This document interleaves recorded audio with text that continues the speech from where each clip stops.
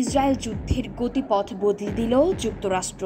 বলতে গেলে যুদ্ধ এখন পাকাপাকিভাবে শুরু। এটি আরও তীব্র হবে কিনা তা নির্ভর করবে ইরান এবং তার মিত্ররা কিভাবে জবাব দেয় তার ওপর। তবে ইরান যে তার সাধ্যমতো জোর শাস্তি দেবে সেটা খামেনির বক্তব্যে স্পষ্ট।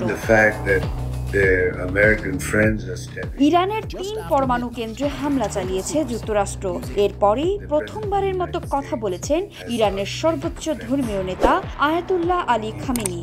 এ সময় তিনি ইসরায়েলের বিরুদ্ধে শাস্তি অব্যাহত থাকবে বলে প্রতিজ্ঞা করেন। সোমবার আল জাজিরার এক প্রতিবেদনে এমন তথ্যই জানানো হয়েছে। সামাজিক যোগাযোগ মাধ্যম এক্সে পোস্ট করা এক বিবৃতিতে তিনি বলেন, জায়নিস্ট শত্রু একটি বড় ভুল করেছে, গুরুতর অপরাধ করেছে। এটিকে শাস্তি দিতে হবে এবং তারা শাস্তি পাচ্ছে।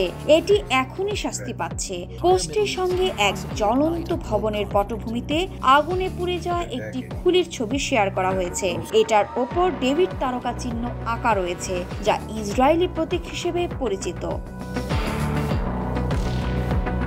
এদিকে যুক্তরাষ্ট্রের আঘাতে দমেনি খামেনি, বরং দ্বিগুণ শক্তি নিয়ে নেতানিয়াহুর দেশে আবারও চালিয়েছে হামলা। দখলদার ইসরায়েলকে লক্ষ্য করে মিসাইল ছুড়েছে ইরান। সোমবার বাংলাদেশ সময় সকাল 6:30টার দিকে ইসরায়েলি প্রতিরক্ষা বাহিনী জানায় তারা ইরান থেকে ছোড়া মিসাইল শনাক্ত করতে সমর্থ হয়েছে।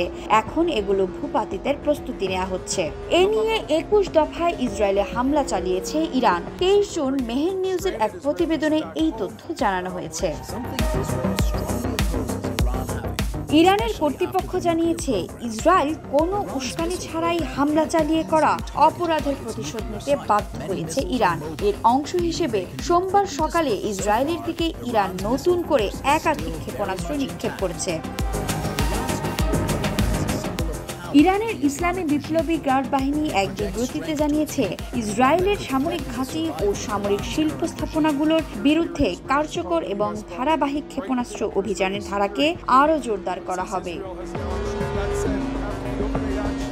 এদিকে ভিমরুলের চাকে ঢিল ছুড়ে ব্যাপক চাপে যুক্তরাষ্ট্র দিশা হারিয়ে এখন চীনের দ্বারস্থ।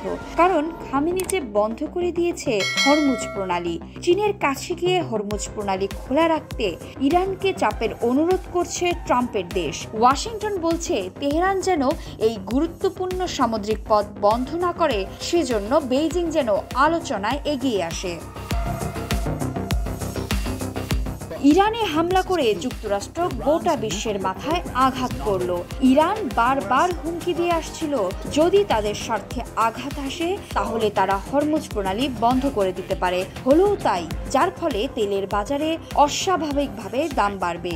এটি শুধু পরিবহন খরচ বাড়বে না, বরং অনেক দেশের অর্থনীতিতে মুদ্রাস্ফীতি ও মন্দার কারণ হতে পারে।